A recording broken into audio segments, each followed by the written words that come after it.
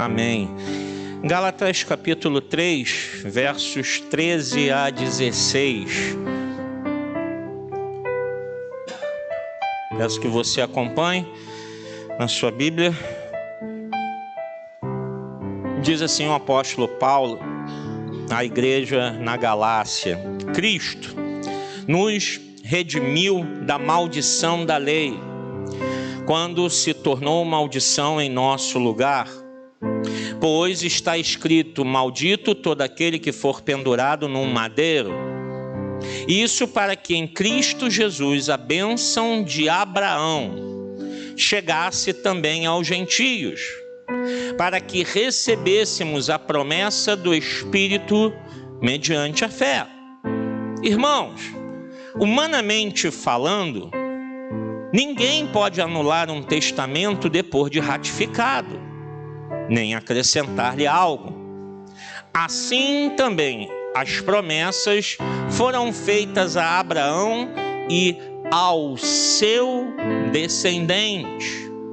A Escritura não diz "e aos seus descendentes", como se falando de muitos, mas ao seu descendente, dando a entender que se trata de um só, isto é, Cristo Jesus. Amém. Senhor, obrigado pela leitura de Tua Palavra. Nesta manhã, conduz os nossos pensamentos, nos ensina, abre o nosso entendimento, Senhor.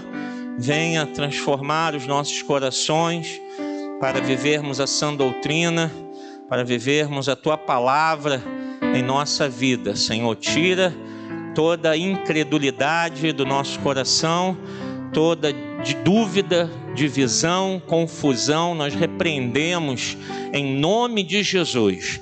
E que reine a Tua paz em nosso coração, e reine a Tua paz em nossa vida. Usa-me, Senhor, me coloco em Tuas mãos, para a glória do Teu nome, sejamos ricamente abençoados pela Tua palavra. Sou apenas um vaso, um instrumento Teu, Senhor, e por isso eu Te agradeço e Te louvo no nome de Jesus, e que a igreja do Senhor diga amém.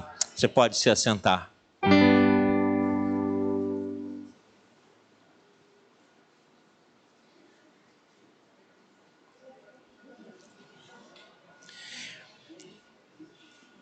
Nesse dia da Bíblia, em que nós celebramos a palavra de Deus, eu quero aqui falar sobre algo para combater uma heresia. Vou falar nesta manhã sobre a teologia da prosperidade. Esses últimos 4 domingos a gente vem falando sobre o Deus dinheiro, como deve ser a relação do cristão com dinheiro, com bens, com negócios.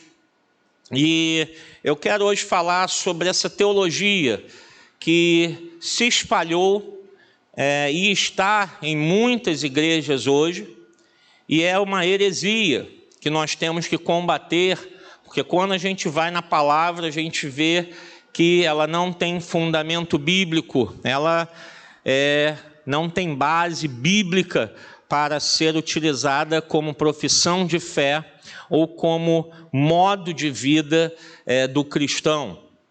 Então, eu quero que você acompanhe comigo um pouco. A gente vai falar um pouquinho sobre como ela surgiu, em que é baseado, e a gente vai ver aqui, pelo que Paulo falou, o principal erro dessa teologia de prosperidade. Essa teologia ela surgiu nos Estados Unidos no século XIX, anos 1800 e alguma coisa, influenciada por seitas. Então já começa que foi uma teologia criada, foi uma ideia, uma linha de raciocínio criada com base em seitas. O que são seitas? São heresias que surgem dentro da igreja, que saem da igreja e formam um novo núcleo, uma nova igreja, mas com uma nova ideia. Não, porque aqui a gente teve uma interpretação diferente, aqui a gente viu de modo diferente, então, já que nós não somos aceitos, então a gente vai agora seguir o nosso caminho. E a gente vai vendo a criação dessas seitas, que muitas delas dizem que são detentoras da verdade, não aceitam nenhuma outra igreja, e aí estão os testemunhos de Jeová, os mórmons, né? Os adventistas, que embora ultimamente tem um pouco se aberto para as outras igrejas, mas nos seus fundamentos eles dizem que somente aqueles que guardam o sábado serão salvos, ou seja, qualquer igreja que não observa a guarda do sábado vai para o inferno.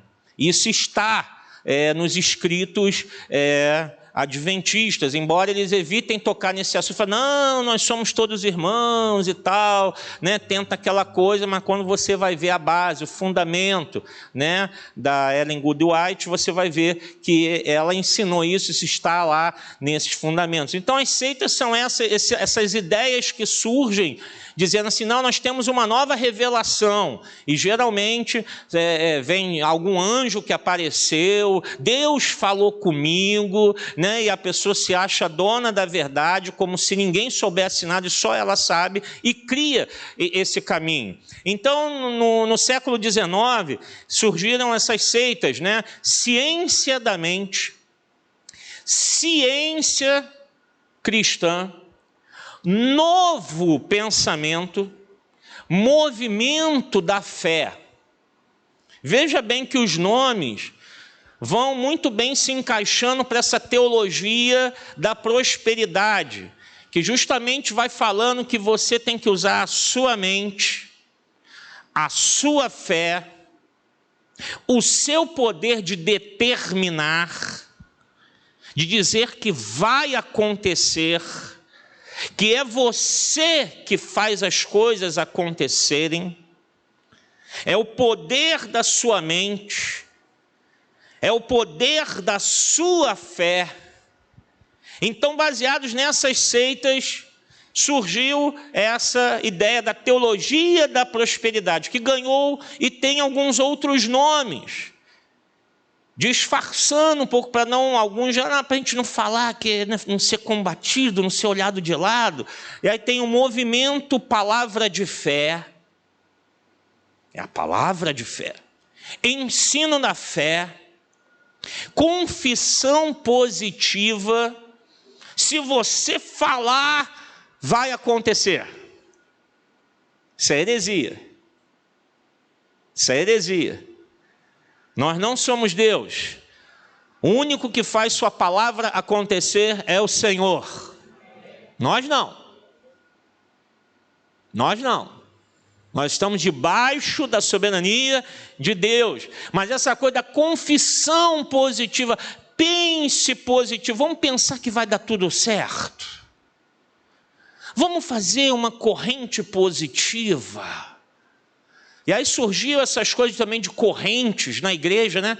Vamos fazer correntes, porque se a gente tiver todo mundo junto, nesse mesmo pensamento, se a gente tiver todo mundo pensando a mesma coisa, querendo a mesma coisa, Deus vai agir. Vamos pensar que vai dar certo.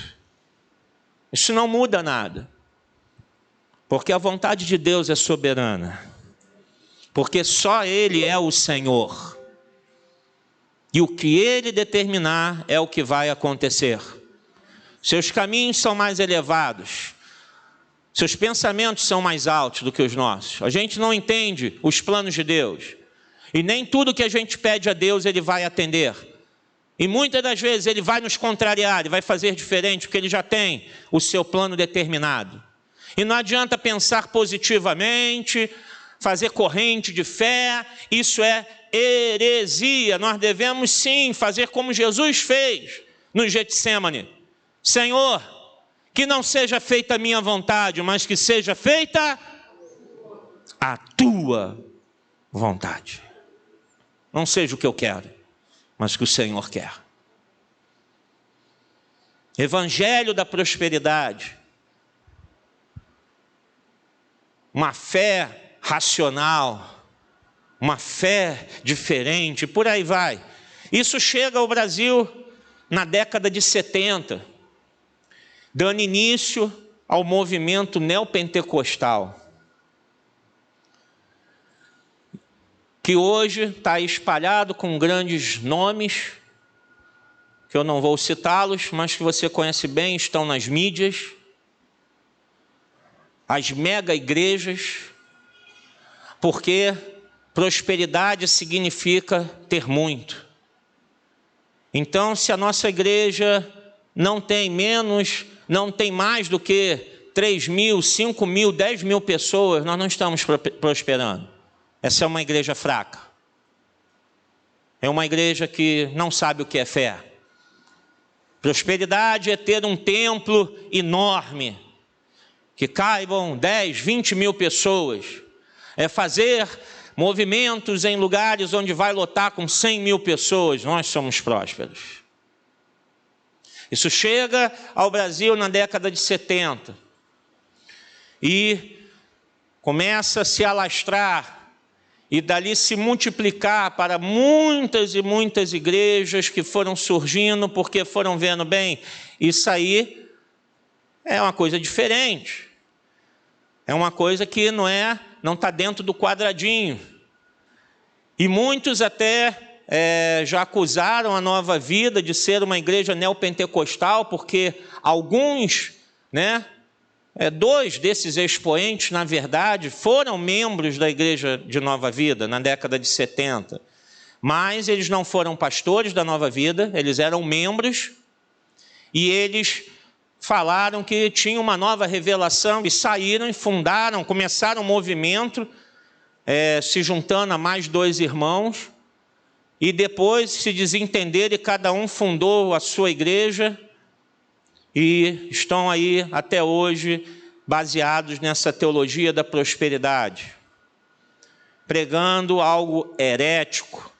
E daí muitas igrejas foram surgindo também, e hoje você vê infiltrado em muitas igrejas, quer tradicionais, quer igrejas mais novas, mais recentes, trilhando esse mesmo caminho, tentando fazer a mesma coisa, imitando, porque olham às vezes na televisão e veem aqueles templos abarrotados de pessoas, veem líderes andando com anéis de ouro, relógios Rolex, carros BMW, jatinho, lancha, tem casa em Miami, em Paris, e aí dizem, bem, então, deixa eu fazer a mesma coisa que Deus vai me dar isso também. E vão seguindo o mesmo caminho. O que faz a teologia da prosperidade, irmãos?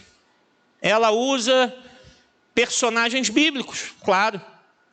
Toda heresia, ela usa a Bíblia. A heresia, diz a própria palavra de Deus, que sai de dentro da igreja, sai do nosso meio. Então, eles vão usar personagens bíblicos, sim. Vão pegar personagens bíblicos, geralmente os mais conhecidos, Abraão, Isaac, Jacó, Davi.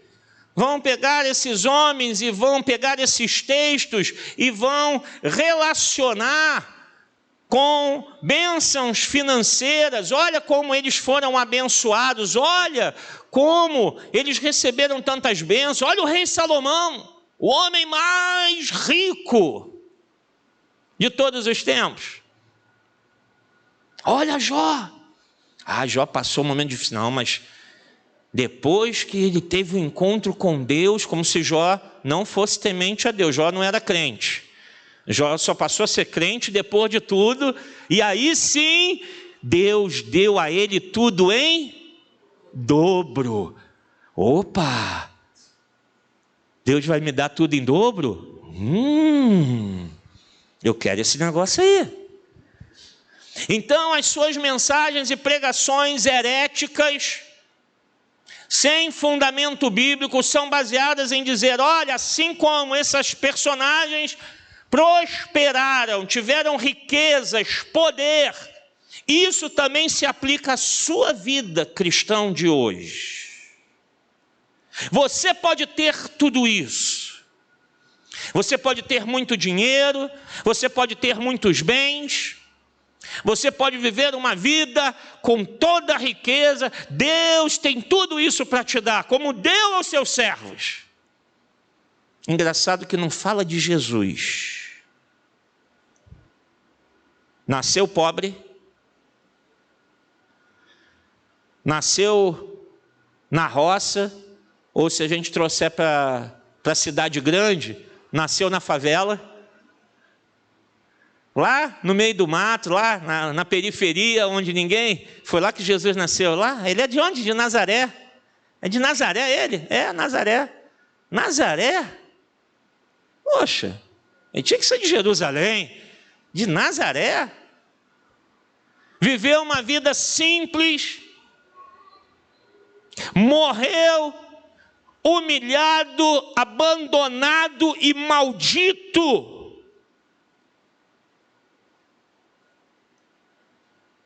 Mas eles não usam o exemplo de Jesus.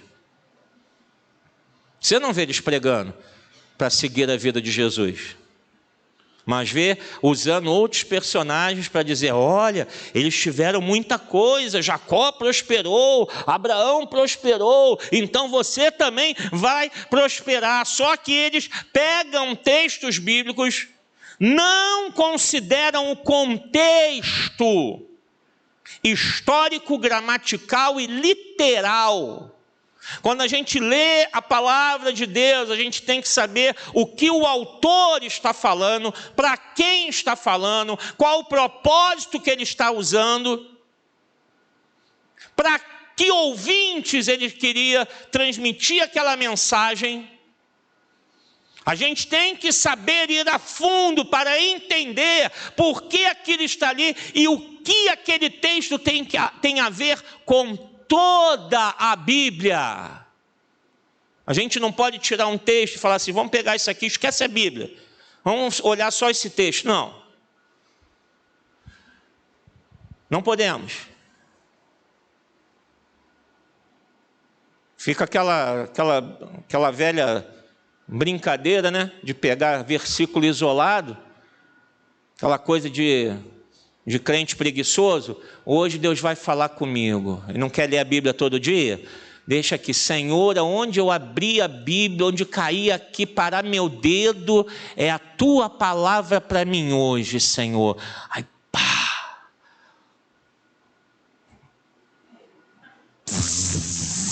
Pim!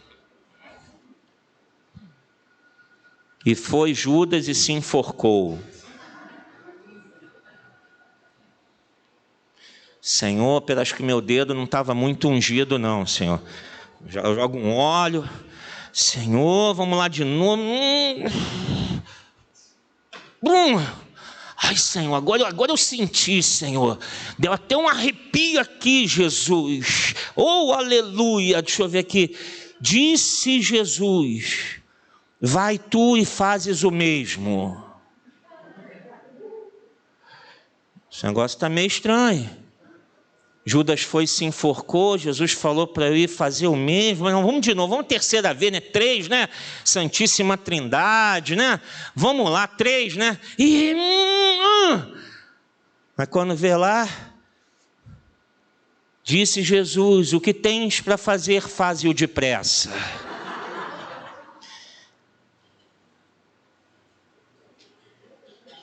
Três versículos bíblicos. Aí o cara vai lá e se enforca e diz: foi Jesus que mandou. Está na Bíblia. Então você não pode pegar versículos avulsos. A gente não pode sair lendo de qualquer forma. E por isso que a gente tem, todo ano a gente tem que ler a Bíblia assim, porque quanto mais a gente lê, mais a gente vai se aprofundando, vai percebendo, o Espírito Santo vai descortinando coisas à nossa frente, que a gente vai vendo: poxa, eu nunca percebi isso. Mas o que fazem? Pegam um texto fora do seu contexto histórico, fora do seu contexto gramatical, literal, de todo o contexto bíblico, espiritualizam e alegorizam o texto, fazem uma alegoria sobre o texto, espiritualiza aquilo. Olha, né? Assim como Salomão foi o homem mais rico da terra. E tem até livros escritos. 5 dicas, 10 passos para você ser rico, 7 caminhos para você enriquecer como Salomão, e não sei o que, o cara vai lá e compra, não, porque eu quero ser rico também. Quando a Bíblia diz que a gente não deve desejar as riquezas. E Jesus deixou bem claro, muito difícil será um rico ir para o céu, então cuidado. Se Deus te der riquezas, tem que redobrar, triplicar, quadruplicar a vigilância, porque o caminho vai ficar estreito. Vai ficar muito estreito. Mas pegam, espiritualizam esse texto e ferem algo crucial para a leitura e o estudo da palavra, que é a exegese e a hermenêutica, que são 2 matérias que tratam sobre a interpretação de texto, sobre como você vai ler o que aquilo significa. Se às vezes tem que ir lá no original do grego, no original hebraico, saber o que aquela palavra significa, no seu contexto, o que aquele autor queria dizer ao usar especificamente aquela palavra. Então é um trabalho árduo para se ler a Bíblia, né? Pegar e sair lendo, pronto, já li. Às vezes você tem que se aprofundar, mas o que fazem? Pegam ali e, vamos lá, Jesus estava no barco com os discípulos e bateu uma tempestade, Jesus foi lá e acalmou, e pronto, Jesus vai acalmar a tempestade da tua vida, essa falta de dinheiro vai acabar, a enfermidade vai sair, os problemas na tua casa vão ser solucionados, Jesus está no barco, tudo vai se acalmar, e glória a Deus, aleluia, o povo, aleluia! Vai todo mundo ao delírio. Tira o contexto daquilo e fala, por que o autor colocou isso ali? O que Jesus estava ensinando ali? Mas eles ferem tudo isso. E um dos princípios da hermenêutica é, nem tudo que está na Bíblia foi escrito para todos os cristãos. Então a gente tem que ter cuidado. Espera aí. Eu tenho que saber o que aquele texto está dizendo. Qual é o contexto desse tudo? Eu tenho que ter muito cuidado e não sair por aí aplicando, senão vai cair nesse erro. Judas se enforcou, vai tu fazes o mesmo, e o que tens para fazer, faz-o depressa. E aí acabou. É Jesus falando comigo. É Deus que está falando comigo, está na Bíblia. Mas nós temos que ler com calma. Então, irmãos, no caso, por exemplo, um dos exemplos clássicos é Abraão. A promessa de Abraão a Abraão.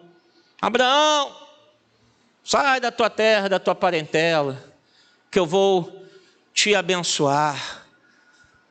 Farei você muito próspero.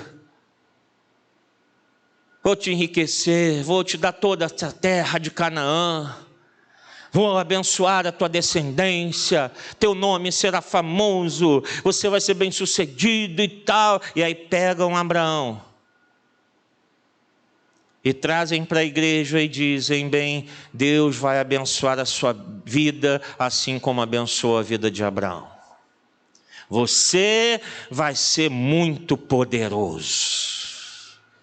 Aonde você estiver, aquele lugar será abençoado. Onde botar a planta dos seus pés, então seja qual for a nação que você estiver, aquela nação vai prosperar, porque a bênção de Abraão está sobre você. Heresia. O que Deus falou com Abraão. Deus falou isso com Davi? Falou com Paulo? Falou com Isaías? Daniel, falou com Daniel, né? Não. Deus falou com Abraão.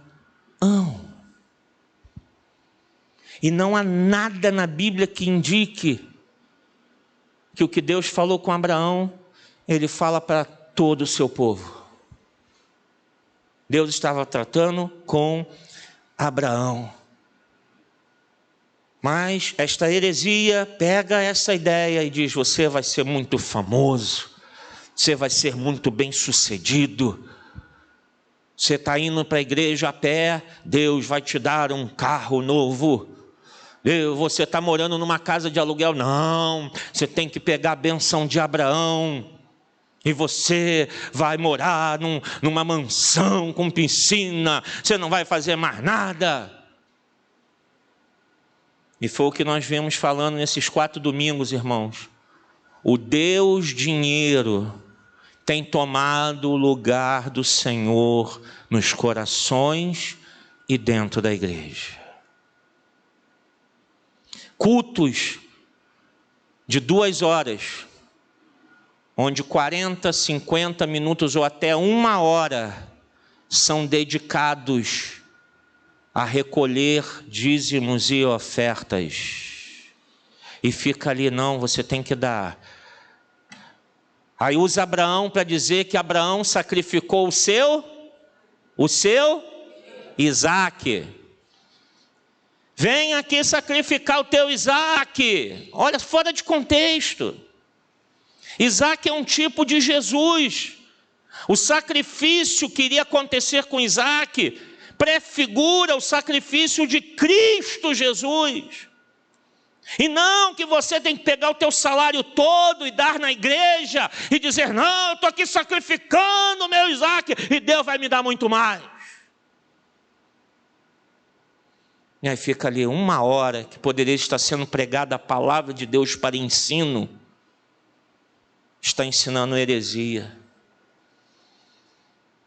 E a pregação que tem é uma pregação rasa, uma pregação sem contexto, sem base, sem o estudo, sem aprofundar o que Deus quer fazer na sua vida, porque Deus tem um plano individual para cada um de nós. Deus faz a sua obra na vida de cada um diferente da do outro. Não é igual. Algumas coisas até às vezes parecem iguais, mas cada um de nós aqui tem uma história de vida. Cada um de nós tem uma personalidade. Deus trabalha em cada um desta maneira. Então não há algo único. Então eu tenho que me aprofundar na palavra, porque ao pregar o evangelho, eu creio que daqui pregando, eu não sei, mas o Espírito Santo está fazendo a obra em cada um de vocês. Está falando ao coração de vocês de uma maneira que você precisa, e que talvez eu não saiba. E quantos já não me procuraram e falaram: pastor, essa palavra que o senhor pregou foi toda para mim. Eu falei: meu Deus, eu nem sei. Por que foi para você? Eu não sei, também não me importa. Eu sei de uma coisa: quem falou não fui eu, foi o Espírito Santo, que aí no teu lugarzinho te cutucou e falou: é para você, meu filho. É para você, minha filha. Ouve o que o meu servo está falando. E aí você vai para a tua casa, você começa a mudar de hábitos. Deus falou comigo naquele culto: minha vida tem que mudar. Eu tenho que parar de falar palavrão. Eu tenho que parar de mentir. Eu tenho que parar de viver na pornografia. Eu tenho que parar com isso, eu tenho que parar com aquilo. Eu tenho que mudar a minha vida, porque eu tenho que ser uma nova criatura em Cristo Jesus. Porque o resto, irmãos, eu tenho a plena certeza, Deus cuida de nós e sempre suprirá as nossas necessidades.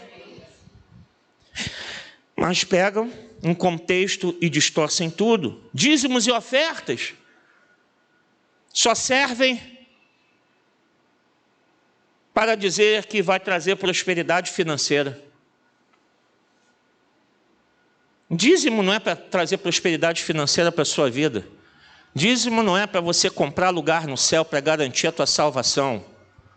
Tem gente que já me perguntaram, várias pessoas, pastor, eu fiquei um período aí sem dizimar, e aí como é que eu acerto o meu dízimo? Não acerta. Não, pastor, mas eu quero acertar. Não existe isso, filho. Dízimo não é carnê. Dízimo não é financiamento bancário. Se você adulterar, tem como consertar. Peraí, deixa eu aqui acertar, pagar o adultério. Pecou. Eu menti. Já mentiu. Não tem como reparar. A única coisa que tem que se fazer é o quê? Me arrepender, pedir perdão ao Senhor e falar, Senhor, daqui para diante eu não peco mais. E assim é com dízimo. Não existe essa de acertar. Você não dizimou? Já pecou, já passou. Pecado já foi consumado, querido.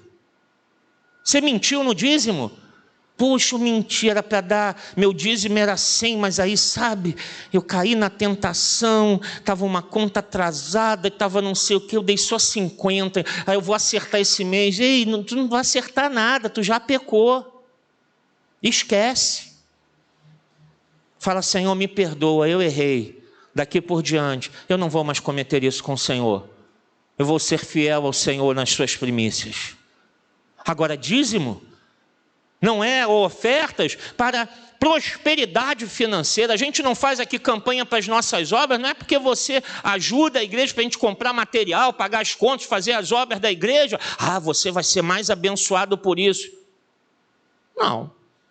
Talvez tu vai continuar na mesma pindaíba que está e Deus vai continuar te apertando. É, pastor? É.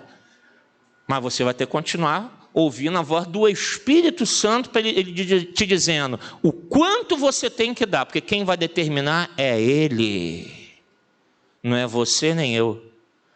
Se Ele falar, dá o teu salário todo, é Ele que falou. Aí você que tem que, é você e Deus. Mas eu duvido muito que Deus possa fazer isso. Dificilmente Deus faria isso. Fazer você ficar sem tua renda no mês, só se fosse algo muito especial que Deus estivesse fazendo com uma pessoa, mas uma exceção. Pode até acontecer, mas uma exceção muito particular, que Deus esteja querendo mexer com aquela pessoa, mas o princípio é, Senhor, eu quero ser um abençoador da tua casa. O quanto o Senhor quer de mim esse mês? O que eu devo dar, Senhor? E pronto. Não esperando, peraí, Senhor, se eu der, né, Deus vai me dar mais. Não. Só que essa teologia, ela diz que dízimos e ofertas servem para a prosperidade financeira. Servem para te libertar de doenças. Se você for um dizimista, vem aqui, traz a tua oferta e Deus vai te curar. Onde está na Bíblia isso? A Bíblia não diz em nenhum lugar que ofertar ou dizimar a Deus vai trazer prosperidade financeira. Pastor, lá em Malaquias, também não. Não, pastor, não. É outro texto distorcido. Malaquias 3,10, né? Que a gente sempre lembra. Está lá, e tal, Deus vai aumentar o celeiro. E tal. Deus está falando com Israel em relação aos levitas, aos sacerdotes. É um contexto da palavra profética de Malaquias ao povo de Israel, que é pego, distorcido, e que muitos até às vezes, né, como eu já fiz, peço perdão a Deus, que muitas vezes a gente já, pregadores, já falamos, né, se você não está dizimando, você é um quê? Que diz lá em Malaquias? Ladrão. Totalmente fora de contexto. Exegese errada, interpretação errada. Porque quando você vai olhar é outro contexto. A gente deixa isso para falar de uma outra vez, mas não tem nada a ver com isso.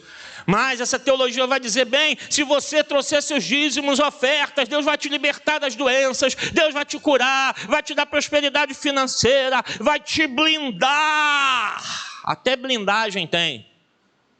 Tem blindagem, irmãos, Naquela blindagem, deve ter uma blindagem, né, André? Deve ser daquela de caveirão, né? Não passa nada, né? Nem fuzil, né? Deve ser. Tem uma blindagem na tua vida, e Deus vai te proteger de tudo, nenhum mal, nenhuma praga chegará na tua tenda.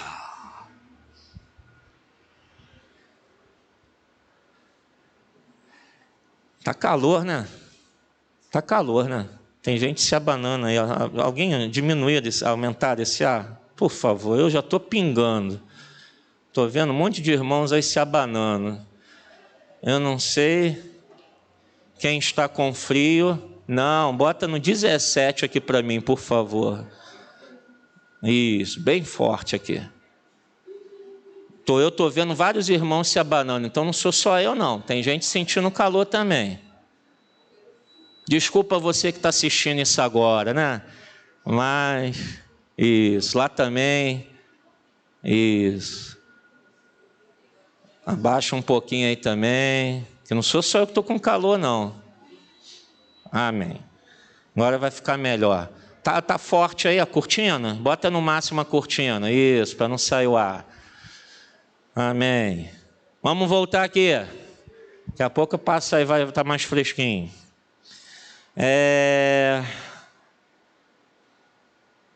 Onde eu estava? Da blindagem, né? Você tem blindagem, você vai dizimar e ofertar, você vai estar protegido contra tudo e contra todos. Isso é uma heresia, irmãos. Grandes homens e mulheres de Deus morreram de doenças e não deixaram de ser homens e mulheres de Deus. Grandes homens e mulheres de Deus morreram em acidentes e não deixaram de ser homens e mulheres de Deus. Jesus deixou claro que nesse mundo nós passaríamos aflições, e aí de todas as aflições espirituais, físicas, todas, passamos momentos difíceis. E usar o dinheiro para dizer, bem, isso Deus vai te cercar, e na verdade, quem está enriquecendo é a igreja. São líderes que vivem de forma nababesca, vivem de forma fora dos limites da sua congregação. Pastores que têm metas. Você sabia disso? Tem metas. Você tem que arrecadar tanto por mês na sua igreja. Se você não arrecadar, você vai perdendo, vai passando para uma igreja menor, te joga lá no meio do mato, bota ele lá no interior de Rondônia, bota ele lá no Acre. Esse aí não, muito fraquinho, não tem fé. E digo uma coisa, irmãos, muitos homens, que até são homens de Deus, se viram em momentos de duvidar do chamado de Deus, porque não conseguiam fazer arrecadação em sua igreja. Nós temos um pastor que está conosco hoje, que já foi um pastor de uma dessas igrejas, e ele largou tudo lá, veio para a Nova Vida, reconstruiu sua vida, recomeçou, e depois de muito tempo foi ordenado ao ministério na Nova Vida, e hoje está pastoreando a igreja. Distorcem a Bíblia, trocam o evangelho da salvação pela solução de problemas. Nós não estamos aqui para resolver os nossos problemas, amém? Amém? Não estamos aqui para isso. A gente vem a esse lugar para quê? Para adorar a Deus. Deus nos chamou para resolver todos os nossos problemas? Não. Deus nos chamou para sermos livres da garra de Satanás e herdarmos a vida eterna com o Senhor, para perdoar os nossos pecados e nos dar uma vida santa, transformar a nossa vida de uma vida mundana, longe dos princípios do Senhor, para uma vida dentro da palavra de Deus. Mas distorcem a Bíblia, mudam esse evangelho com solução de problemas. E quando você fala, vem aqui que os teus problemas vão ser resolvidos, você que tem cistite, estomatite, tendinite, bursite, meningite, e vai todos os ites, tudo que você tiver, vem aqui que Deus vai resolver todos os teus problemas. Que arrogância! Quem sou eu para dizer o que Deus vai fazer, irmãos? Deus faz o que Ele quer, quando quer, como quer e com quem Ele quer, porque Ele é o Senhor.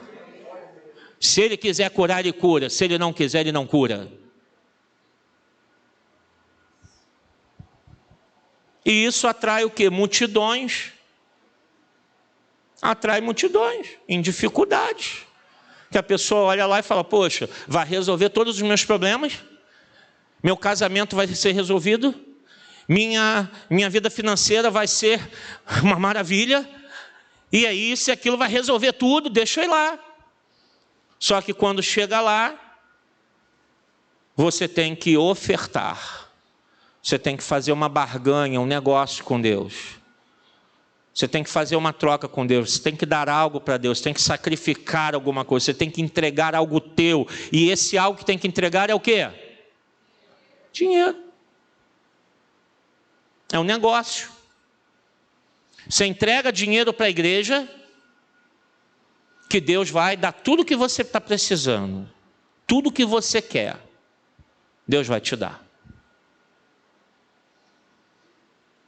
Usam algo tão santo, algo tão precioso que são os dízimos e ofertas. Tem que ser um momento de alegria, não de constrangimento.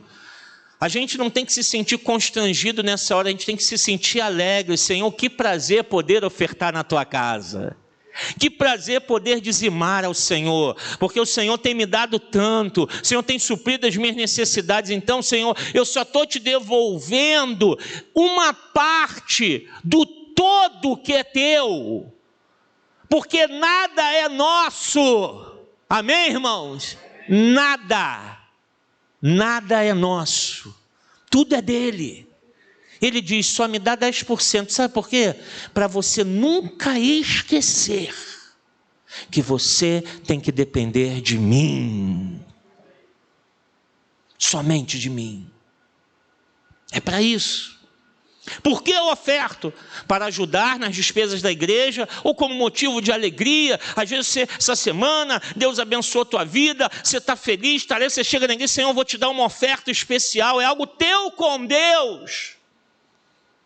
Sem motivações externas, algo de gratidão. Senhor, vou te dar essa oferta hoje, que eu quero te agradecer, te louvar, então vou abençoar a tua casa. É algo voluntário, algo que vem do Espírito, algo que vem do coração, recheado de amor, de alegria, não de imposição, não por medo, não por constrangimento. Se eu não der, alguém vai falar algo de mim. Não, tem que ser você e Deus. Mas o que faz essa teologia, o que fazem essas igrejas, vem que todos os teus problemas serão resolvidos, só que em troca disso, tem que haver aí uma... Como é que você quer receber de Deus se você não dá nada?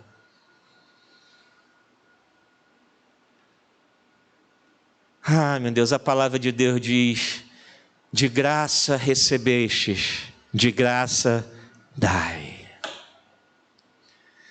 Tudo que Deus nos dá é de graça, e é pela graça de Deus. Sabe o que é graça? A palavra graça significa favor imerecido. Deus está fazendo um favor a nós que nós não merecemos. Por que Ele morreu na cruz? Pela graça. Por que Ele perdoou os nossos pecados e perdoa os nossos pecados? Pela graça. Por que Ele nos promete a vida eterna? Pela graça. Porque Ele enviou o Espírito Santo a nós como selo, como garantia até a sua volta? Pela graça. Porque a cada dia Ele transforma a nossa vida? É pela graça de Deus. Ele nos faz favores, favores, favores e mais favores, mas sempre nos lembrando: você não merece nada disso. Então levante a tua mão e glorifique a Ele. Porque a glória é dele, a honra é dele, a adoração é a Ele, por tudo que Ele faz, por tudo que Ele é. Nós não merecemos nada, nada, e eu não posso comprar bênçãos de Deus. Ele me dá gratuitamente, Ele me dá gratuitamente. Essa teologia ensina a ter fé, para você ser bem-sucedido, física, emocional e financeiramente. Só que fé não é isso, irmãos. A fé tem que ser usada para a salvação. A fé tem que ser usada para cada dia nós nos mantermos no caminho de Cristo Jesus. Ah, pastor, mas eu devo orar pelos meus problemas? Sim, nós oramos aqui, porque quem vai nos socorrer, irmãos? Certamente não é o Chapolin Colorado. O único que pode nos socorrer é Jesus Cristo, Senhor.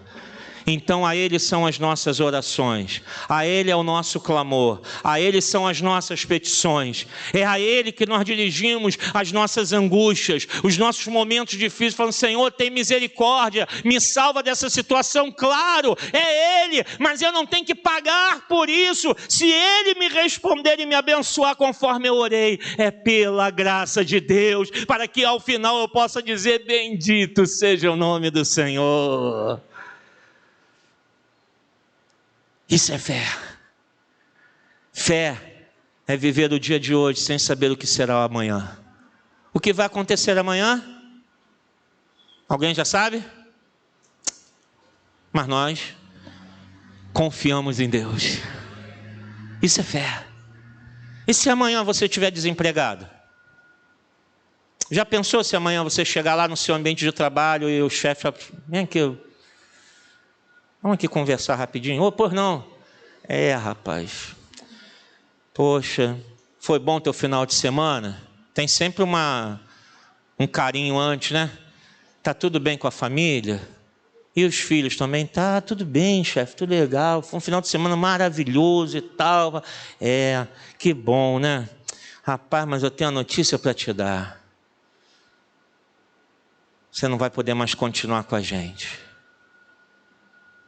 Se amanhã vier essa notícia, nós viveremos pela fé, porque nós confiamos no nosso Deus, confiamos no nome do Senhor e cremos que a cada dia Ele proverá, Ele nos sustentará. Nos momentos mais difíceis Ele estará conosco, porque nós o servimos não pelo que temos, nós o servimos pelo que Ele é. Isso é fé. Mas o que eles dizem? Se o cristão é pobre ou está doente, isso é resultado de pecado. Você está em pecado. Já ouviu pessoas falarem isso? E você não só vive nessa pobreza, sempre uma doença. Você tem uma doença e Deus não te cura e tem pecado aí. Ou então tem feitiçaria. Vamos não, tem demônio aí, tem um capiroto, tem um negócio ruim aí, que a gente tem que tirar esse troço da tua vida, entendeu? Porque senão tu não vai prosperar, isso não é vida de crente, a tua vida está assim e tal, não, então tem uma maldição. Se é amaldiçoada, a pessoa vai para casa, meu Deus, eu estou amaldiçoado. O que foi, Senhor? Ai, meu Deus, foi minha avó. Bem que eu ouvi uma história que minha avó disse uma vez que ela lançou uma maldição sobre a família. O meu avô era feiticeiro. Ai, meu Deus. E aí o crente fica todo com tudo. Em Cristo nós somos livres. Não há maldição sobre aquele que serve ao Senhor. Aí sim nós podemos dizer, nenhuma praga chegará à tua tenda, porque se eu sou fiel, ando na palavra, ando em espírito com letra maiúscula. Pode rogar maldição, pode rogar praga, pode botar nome na boca do sapo, pode botar trabalho de feitiçaria na tua porta, mas Deus é o teu escudo e a tua proteção, Ele é o teu refúgio e fortaleza, e tudo aquilo não chegará à tua vida, porque o diabo quando olhar falar, epa, esse aí é servo do Deus Altíssimo, eu não posso tocar nele. Eu não preciso fazer mais nada, irmãos. Deus é a minha proteção. Mas eles pregam que se você está pobre, está doente, deve ter alguma coisa, então você não tem fé. Quantos crentes hoje estão, irmãos, sem igreja, desacreditados, não querem saber de Jesus, não querem saber da Bíblia, não querem saber de igreja. Sabe por quê? Porque alguém chegou para ele e falou, a tua vida está assim porque você não tem fé. Mas pastor, eu tenho fé, eu creio, eu confio. Não, se você tivesse fé, né? Não, as coisas iam mudar, então você não está sacrificando. Não, pastor, eu já dei meu salário todo, tudo que eu tinha na caderneta de poupança, olha, eu vendi um carro, eu fiz, mas nada muda. Não, está faltando, tem pecado então. Não, então tem algum demônio aí, vamos orar para tirar o demônio. Então, e vai botando a pessoa, fala, bem, nada resolve. Sabe por que nada resolve? Porque, queridos, nem todos terão tudo.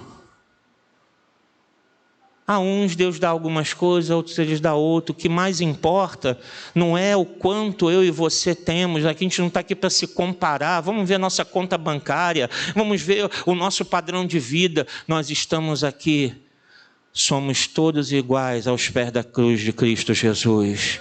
Estamos aqui para aprender que todos nós somos pecadores, pobres pecadores, que precisam da graça de Deus todos os dias. Porque senão a gente não chega lá.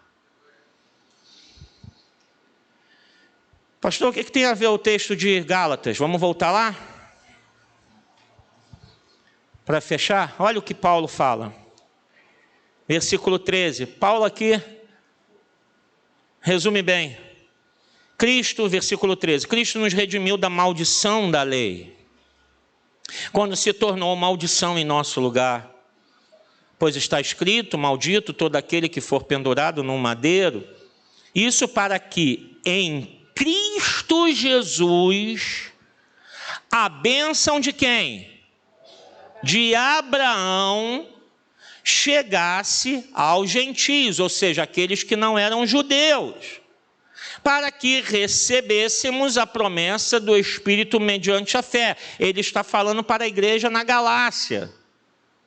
Eram gentios, não eram judeus. Ele está escrevendo aos Gálatas. Está explicando a eles, olha, o Evangelho chegou a vocês porque a bênção de Abraão está sobre Cristo. E através de Cristo chegou a vocês. Aí vai acompanhando. 15. Irmãos, humanamente falando, ninguém pode anular um testamento depois de ratificado, ou seja, confirmado, nem acrescentar-lhe algo. Assim também, olha o versículo 16, assim também as promessas foram feitas a Abraão e ao seu descendente. Olha o que Paulo diz: a Escritura não diz, e aos seus descendentes. Irmãos, o que Paulo está falando? As promessas feitas a Abraão não são para todos aqueles que são descendência de Abraão, porque Paulo mesmo vai dizer que aqueles que estão em Cristo tornam-se filhos de Abraão, tornam-se o Israel espiritual. Mas ele está dizendo: o que Deus falou a Abraão não se estende aos descendentes, mas ao descendente. Vamos lá. A Escritura não diz e aos seus descendentes, como se falando de muitos, mas ao seu descendente, dando a entender que se trata de um só. E quem é esse um só? Cristo. O que Deus falou a Abraão era para Abraão. Mas o que estava ali embutido? Todas as famílias da terra serão abençoadas. Lembra da promessa? Através de você, Abraão.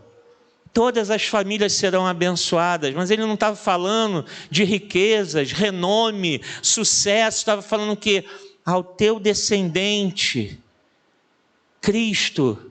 Porque através de Cristo, o evangelho da salvação está sendo levado ao mundo todo, toda língua, povo, nação, tribo, raça, não há mais separação. A salvação não é só para os judeus, a salvação é para todo aquele que crê em Cristo Jesus. E em Jesus eu tenho a bênção de Abraão. Qual é a bênção de Abraão? A salvação da minha alma, a aliança que Deus fez com Abraão, de servir a Ele como único Deus, de ser um povo separado na terra. E hoje, quem é esse povo separado? A igreja de Jesus Cristo. Então, irmão, nesse dia da Bíblia, não caia nessas heresias. A bênção de Abraão reservada aos filhos de Deus é Jesus Cristo, para aqueles que creem. E olha, não existe bênção maior e melhor do que essa. Sabe qual? Jesus é tudo o que nós temos. Ou nós temos Jesus, ou nós não temos nada. Vamos repetir isso juntos? Vamos lá, eu vou falar e você vai repetir. Jesus é tudo o que temos. Ou temos Jesus, ou não temos nada. A Ele, Cristo Jesus, seja a glória, a honra, o poder, a soberania, pelos séculos dos séculos. E que a igreja diga amém. Vamos aplaudir a Jesus Cristo. Glórias a Ti, Senhor. Glórias a Ti pela Tua palavra. Tua palavra é infalível. Tua palavra é inerrante. A Bíblia é a Tua palavra, ó Deus. Glórias ao Teu nome. Vamos ficar de pé. Vamos orar ao Senhor. Meus irmãos, não fiquem andando atrás de coisas materiais. Corra atrás de Jesus. Vá atrás de Jesus. O resto Ele providencia e dá a cada um conforme Ele quer. O mais importante na nossa vida é a salvação da nossa alma. Vamos levantar as mãos aos céus. Obrigado, Senhor, pela Tua santa palavra. Obrigado por termos acesso à Bíblia Sagrada, Senhor. Por poder comprar a Bíblia. Por poder, Senhor, andar com ela nas ruas. Por poder, Senhor, abri-la e lê-la em qualquer lugar. Obrigado por poder ensinar a Tua palavra, Senhor. Obrigado por podermos ouvir e aprender a Tua palavra, Senhor. Obrigado, Jesus. Muito obrigado, Senhor, porque o Senhor guardou, protegeu esse livro sagrado pelos séculos, não deixando que ele fosse adulterado, modificado. Muito obrigado, porque o que nós temos hoje nas mãos foi aquilo que os escritores inspirados por ti escreveram originalmente. A tua mensagem está intacta, porque nós cremos que o Senhor guarda, protege, vela pela sua palavra. Obrigado, Senhor. Mas guarda, Senhor, o nosso coração contra as heresias. Elas sempre estarão aí tentando seduzir o nosso coração, tentando nos enganar, dando um modo mais fácil, um caminho diferente, uma novidade. Senhor, guarda o nosso coração, Senhor, para estarmos sempre firmados na Tua palavra, para não nos afastarmos dela, nem para a esquerda e nem para a direita, e sermos fiéis a Ti até o fim. Muito obrigado, em o nome de Cristo Jesus, e que a igreja do Senhor diga amém. Mais uma vez, vamos aplaudir ao Senhor.